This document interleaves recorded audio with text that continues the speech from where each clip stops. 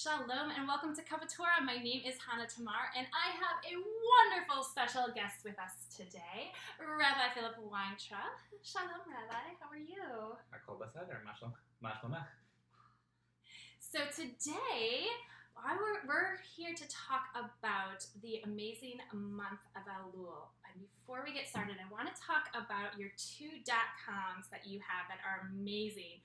One I love to go to every day to bring joy to my life. More joy, less oi. And can you start talking about that?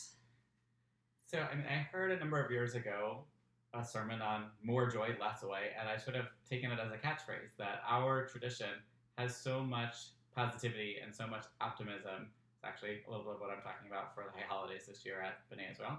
But so often, I think we live in a world where Judaism feels like a burden or a challenge, or we've got all these mitzvot, how can we do it?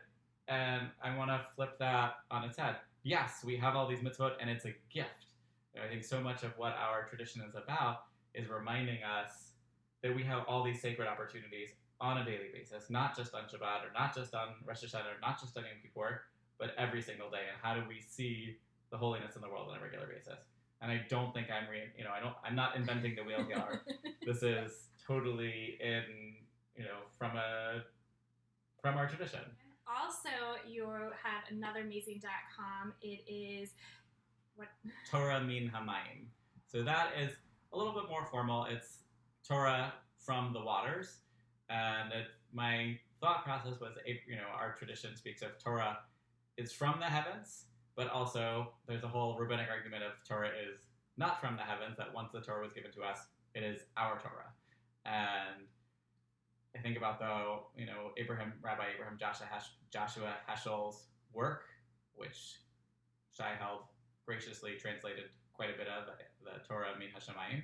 And as a play on that, I created Torah min hamayim rather than the heavens, from the waters. Putting those .coms in the description below. This Shabbat is Rosh Chodesh Elul, also Sunday. So it's funny. I was just teaching a class on Rosh Hashanah and the Mishnah of Rosh Hashanah, and one of the conversations is about announcing the new month and calling attention to the new month. And the way in the time of the temple we would know when the new month was is people would look in the sky and see the shape of the moon and know that a new month had begun. And they would have to run to Jerusalem as fast as they possibly can. They could even violate Shabbat in order for the well-being of the entire community, that everyone fasted on Yom Kippur and didn't eat chametz, didn't have bread on Passover. So that way, this was a major mission of the Jewish people, to know when the calendar was. And we don't continue searching for the new moon in quite the same way, because we've had a fixed calendar for 1,600 years. But we do have this idea of sacred time. And so welcoming the new month of Elul is, in some ways, a lead-in to the sacred time of Rosh Hashanah and Yom Kippur and all that comes with that. I have a tradition where I wear white for the new month, to bring in the new month. It's one of my family traditions. Interesting. One of the things that I've been encouraging people, and actually I got our gift shop to stock Kittles this year, because I said, to me, part of Rosh Hashanah and Yom Kippur is it's not about me, it's not about the rabbi, it's about the community and our communal relationship with God. And therefore, I don't want to be the only one that's wearing, a shroud in a way. I want to encourage everyone to have this opportunity, that it's not about, having perfect hair and the perfect outfit, although we do have a tradition that you're supposed to dress nice for the holidays and be different and celebrate. But on Rosh Hashanah and Yom Kippur, our focus really should be beyond appearance. And by wearing a kittel, we're all sort of saying, hey, we're all in this together. It's also, one of my other shticks with Jewish life in general is, I think, making things physical is very powerful. Having a shofar, a physical symbol, a sound that wakes us up and says, this is a different time. And as Jews, for example, we have the Aleinu. And in the Aleinu, we bend our knees and bow, v'anachnu korim. And yet, on Rosh Hashanah and Yom Kippur, we take that a step further and actually prostrate ourselves completely. And in many communities, it says in the notes for the service organizers, make sure there's somebody next to the rabbi or the cantor to help get them up again, because the assumption is the rabbi and the cantor are the only ones doing that. But traditionally, this is not a rabbi or a cantor job. This is a communal job. And one of the things I encourage people is, assuming they can get up again, that everyone could bow down. I've not had many people take me up on this offer, though. I might take you up on that offer. But I say, look, we've got big aisles, we've got plenty of space. In our tradition, there's this beautiful midrash that, midrash being a story to explain some of our traditions, that on Yom Kippur, or any time when the people would come into the temple, into our holy space in Jerusalem, and it would be standing room only. They'd be shoulder to shoulder. There was no room to get around. And yet, when the time came for the avodah service and the high priest to go into the Holy of Holies and for everyone to bow down, miraculously there was room for everyone to bow down. And there was room for them to stand up again. And it was shoulder to shoulder again. I can't tell you how the logistics work. But that was the miracle. To me, it's, getting that physicality. I mean, Jewish services are, I think, Catholics have the kneeling and the standing too, but Jews were constantly getting up and getting down, standing up and sitting down, and I try to remind people they have to do that at their own ability. If you got your knee, your hip, or any other challenge, you should not feel embarrassed to have to stay seated, because you have to respect your own body. But at the same time, if you are able to get up and get down, then do it. And feel that change in place helps change your space. And the way we dress also is relevant. I haven't seen the source recently, but in the in a Hasidic tradition, in a Jewish in that kind of Orthodox perspective, the kittel always has a belt. And many Orthodox, men, especially women are holier, I suppose, in that scenario, men will always pray with a belt. Why? To separate their sexual instincts from their spiritual and intellectual aspects. And there are some in the Orthodox world, especially, that will never wear a tie when they pray, because they don't want to. They would not want to separate the emotional and spiritual and intellectual, but they will wear a belt to separate the sexual. Now you could have a different conversation about, is the sexual also part of the whole self, and do we want to be praying with their whole self? But we need a certain level of decorum. But you mentioned perspective. And when I think about Elul to me really is about considering our perspectives. Because it's this time where we take the shofar, and not, I think a lot of people think of the shofar as something for Rosh Hashanah or something for Yom Kippur to mark the end of the holiday, the connection to the ram and the Akedah, the binding of Isaac, that the ram replaced the sacrifice of Isaac and becomes the symbol that we use to call out on the holiday. But it also is so important the whole month before. Because every morning, we have a daily minyan, and every single morning at the end of service, we blow the shofar starting on Sunday. No shofar on Shabbat. So starting this Sunday, we'll begin to blow the shofar, that every single day we're reminded over and over again, are you present? Are you awake? Are you doing what you need to be doing? And it's really about shifting that perspective, going from the ordinary, the regular week, all that's been going on in our lives, to say, okay, we're entering a time that is different than the rest of the year.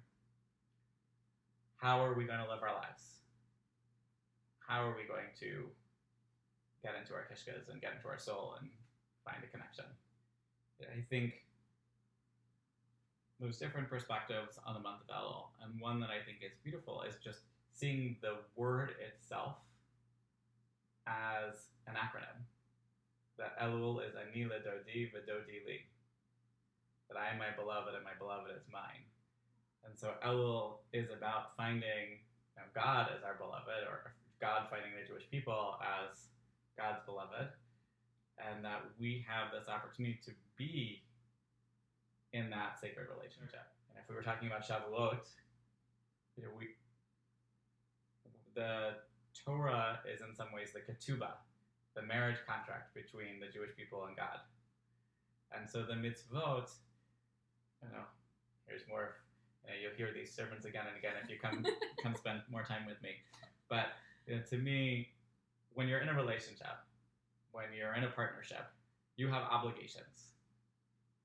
Some of those, you can argue about, like who's going to take out the trash or how you load the dishwasher. I'm sure anyone. I have that. Tetris.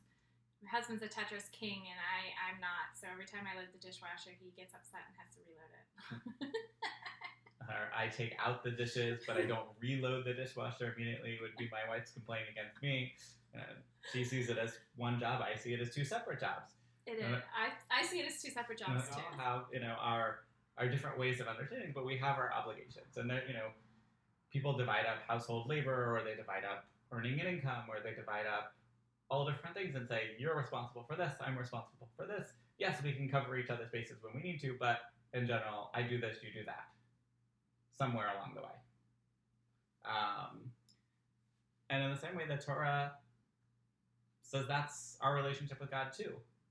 That we're in this God-willing, loving relationship.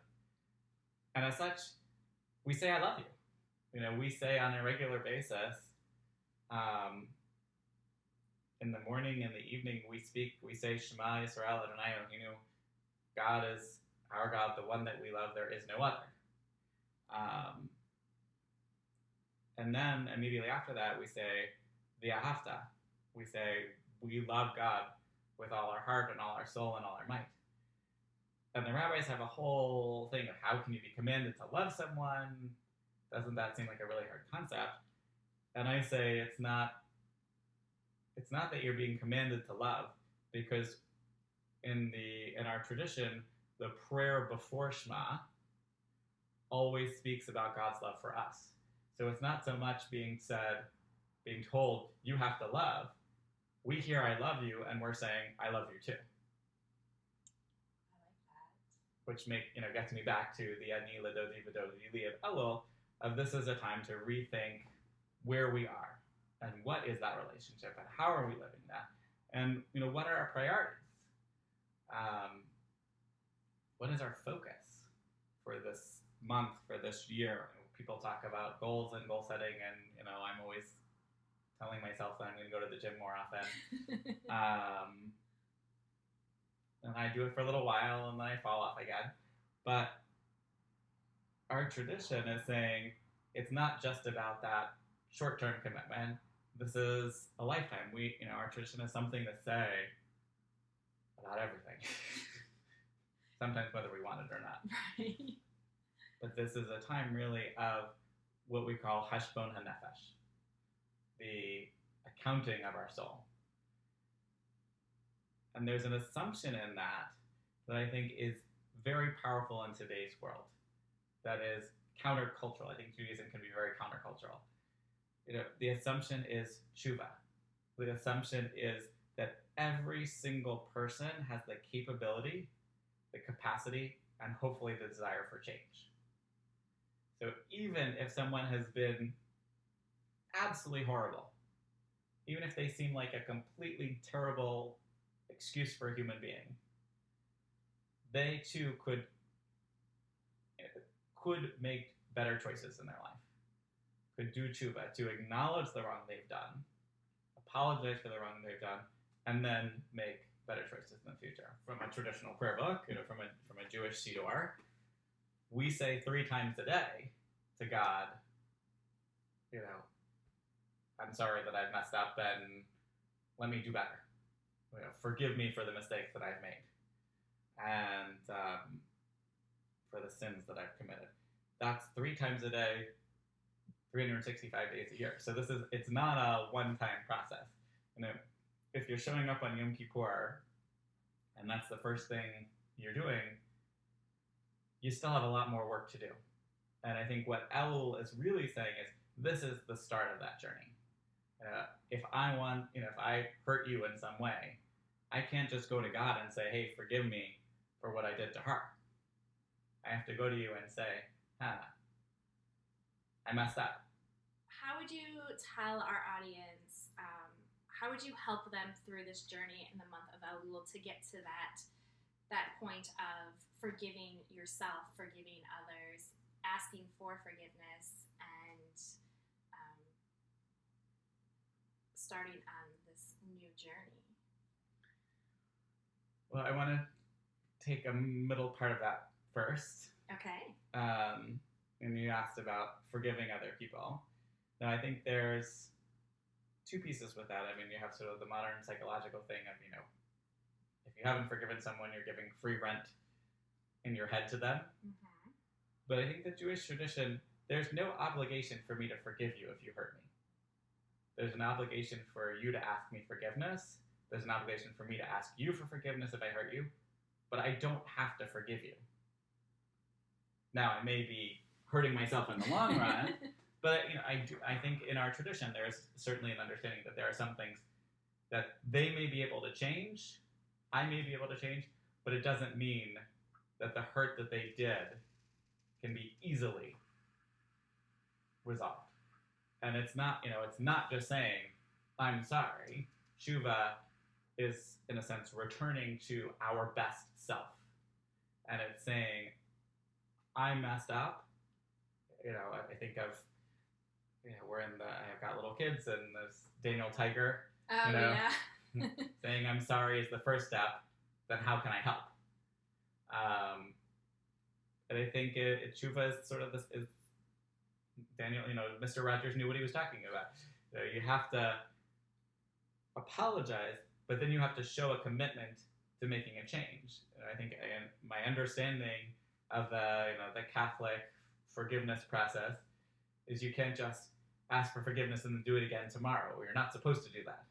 The same thing is true in the Jewish tradition. You can't say, I'm not going to do this again, beating up your little brother, or a little sister, or, those fun sibling relationships. You can't just, oh, I'm sorry, I'll never do that again, and then an hour later get in the same argument. It's supposed to be systematic and work. You do something. You think about something. You consider your actions and the effects and the consequences that your actions have, so that you can be better in the year to come. It is one of the prayer books that I use is, we use the Siddur Sim Shalom for Shabbat and festivals, and Rabbi Reuven Hammer, may his memory be a blessing, passed away last week, or last week from when this was recorded. And so I spoke last week about using his commentary in the prayer book. And one of the things that he has at the end of our Amidah, there's a verse, Aseh Shalom v'marma v'yaseh Shalom, may the one who made peace above make peace for, the one who makes peace in heaven make peace here as well. And the rabbinic tradition says pursuing peace is a major endeavor. It requires a lot of work. And Aaron, the brother of Moshe, was someone who was very focused on the mitzvah of pursuing peace. So what would he do? If he knew that we were having an argument, he would go to you and say, he's so distraught, he's so upset, he realized he made a mistake and he wants to come forgive you. And then he'd come to me and he'd say the exact same thing about you. Now, it doesn't say whether either of us had actually said that, but he would go and build the bridges to help bring people together. And, I think it raises some very interesting issues about the lines of, what is honesty? Because, from one perspective you say, Aaron wasn't honest because I didn't actually say those things. But you could also say, Aaron was even more honest because that's what I was feeling and I didn't have the courage to say it. The nuance is very important. And I think, again, returning to Elul, that nuance of how do we see ourselves? How do we relate to the world around us? How do we relate to God? Is so important because I think people can get into this idea that either they're sinners or they're doing everything right. You know, they're in the traditional language, a Rasha Gamor, or a Tzaddik Gamor, complete Rasha, a complete wicked person, or completely righteous person. And yet, all of us, well, at least me, I'm not entirely righteous, and I sure hope I'm not entirely wicked. I'm striving to continue to improve. Maimonides, he wasn't the only one. Maimonides being a 12th century Jewish scholar who made his journeys through the Middle East, argued that we should look at the world as if it is a set of weights, like a balance, like the old-fashioned scales. Yes. And that we should look at it as if the world, the entire world, not even just our lives, is balanced perfectly at every moment. And that what we do next will help tip the balance for good or for bad. And that's a lot of pressure on what color socks in the morning. Yeah. But it also, I think, gives us a tremendous sense of responsibility. Well, maybe for some that's too overwhelming and too much.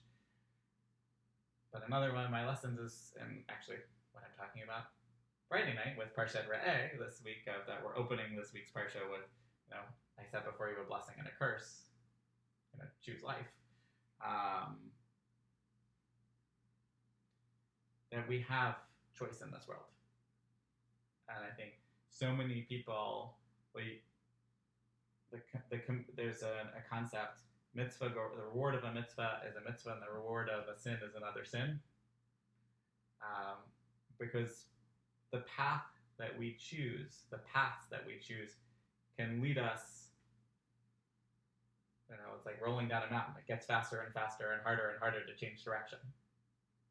So if we can make one little positive choice, it can lead to another little positive choice, which may lead to a bigger positive choice. And if we make even what seems like a minor, an unimportant negative choice, it can lead to more difficult consequences. Kind of like the butterfly effect, or the ripples in the water going up and getting bigger and bigger. Elul is this time of spiritual preparation. Now, for a lot of people, it's also the time of the menu preparation. Okay, what am I going to eat on Rosh Hashanah? What am I going to cook? What do I need to do when?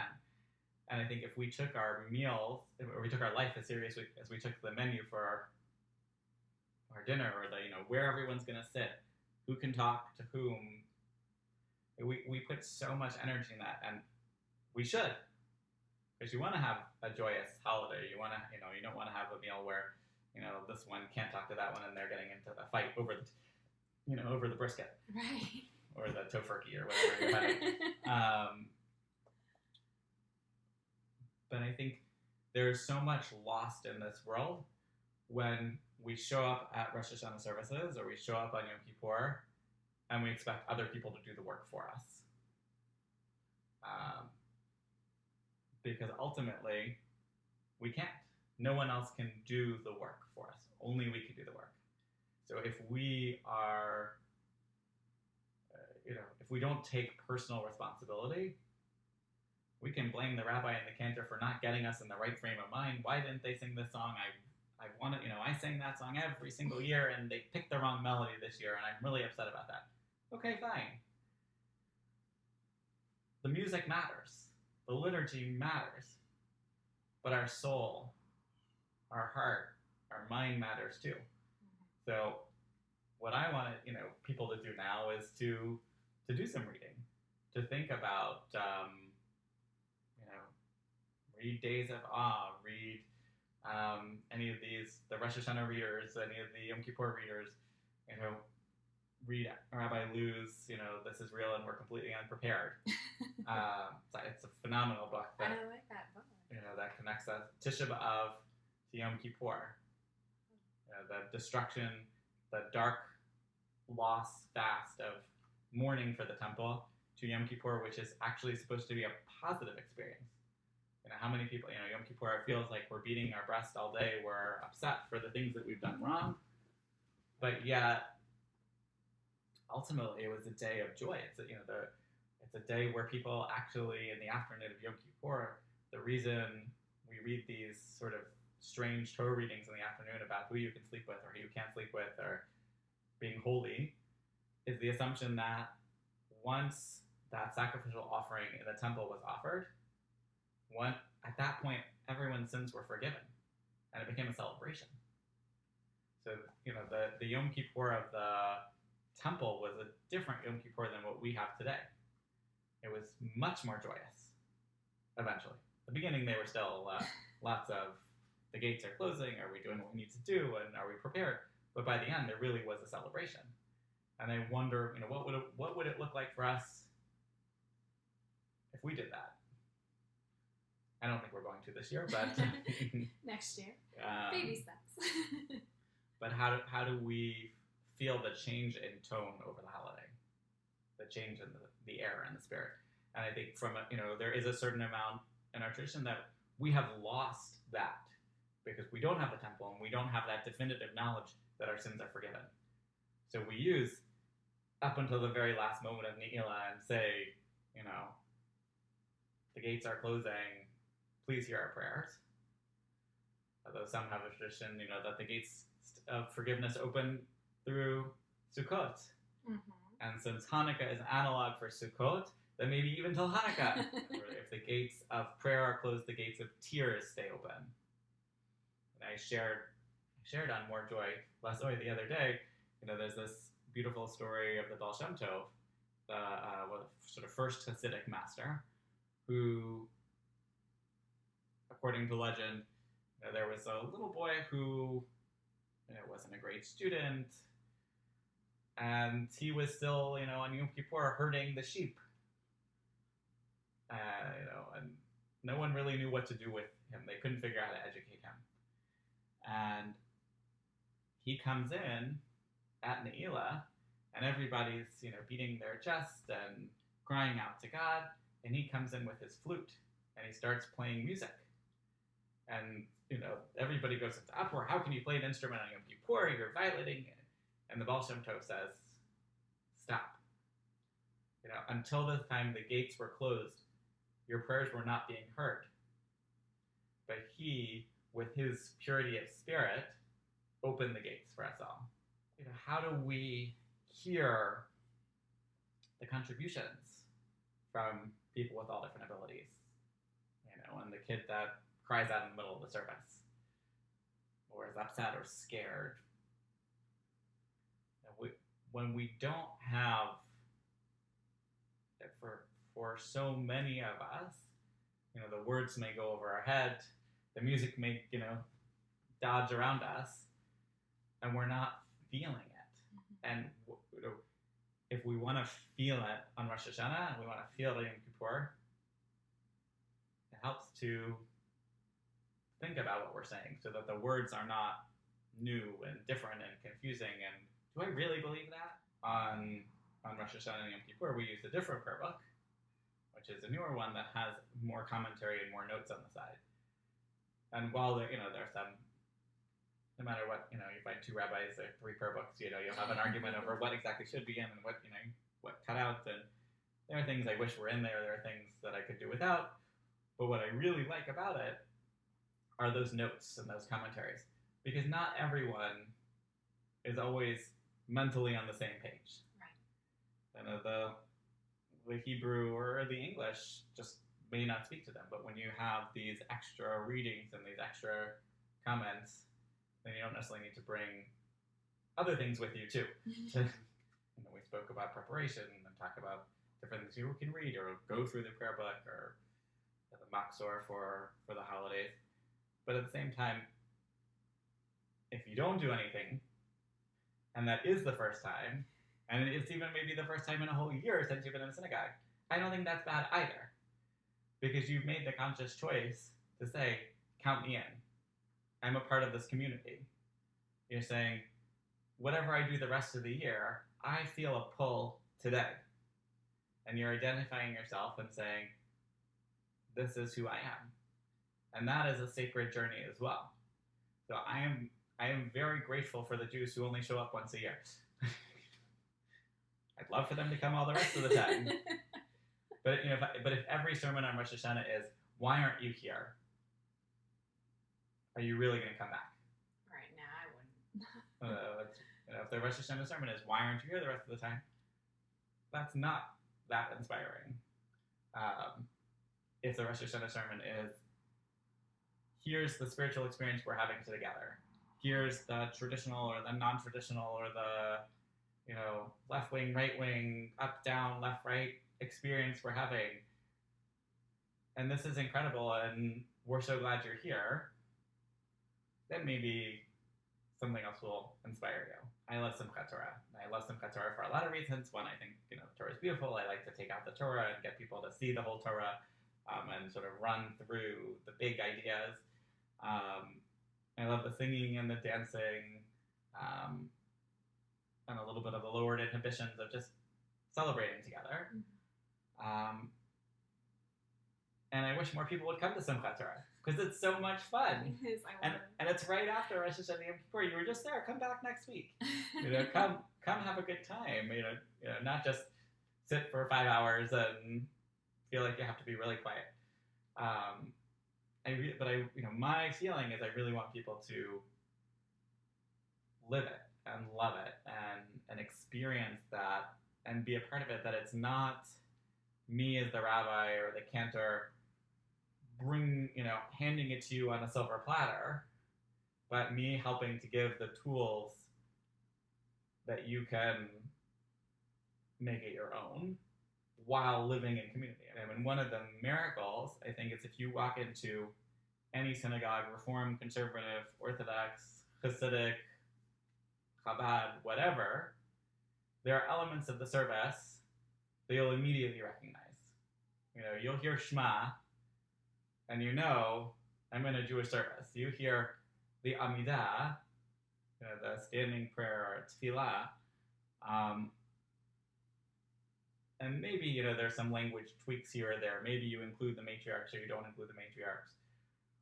But you have a significant level of commonality. And when synagogues, find their individual customs and think, we don't want it to be in such a way that we lose that. It's so much of what kept us together as a people, even as we can't agree on anything, has been a certain level of shared practice. We have, as Jews, this gift of text and this gift of conversation that continues for generation to generation to generation. But it is colored by the experiences that we have lived. And so when we study with people who have different experiences, they can look at the same text and they can see something totally different. And sometimes maybe one of us is reading it wrong. But I think frequently we're finding a valence that's just different and is holy. We have this idea of Shivim Panim B'Torah, 70 faces of Torah. Mm-hmm. And it doesn't mean that I'm going to say that bacon is kosher, but it means we can look at the same text and find different priorities.